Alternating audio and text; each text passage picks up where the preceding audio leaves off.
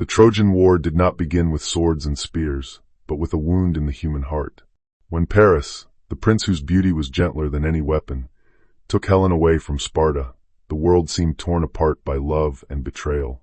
Greek sails stretched against the winds of the Aegean Sea, carrying not only anger and pride, but also the silent fear of souls about to confront their fate. Among them, Achilles shone like a living bolt of lightning.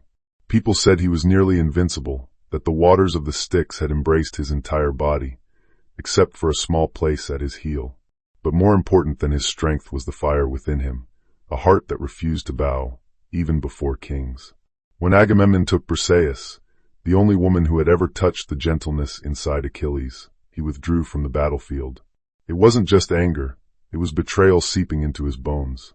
And in the void he left behind, the Greek army began to fall apart. Until the day Patroclus, his closest companion, a soul bound to his, donned Achilles' armor and charged into battle. He fell beneath the spear of Hector, Troy's noblest warrior. The moment the news reached Achilles, it cut through him like a blade. He did not cry. He roared, a roar so fierce that the battlefield fell silent. When Achilles returned, the earth trembled beneath his feet. His duel with Hector was not merely a clash of warriors. It was a collision of grief and honor, of loss and destiny. And when Hector fell, victory brought no peace, only a deeper emptiness inside Achilles. But the tragedy was not yet complete.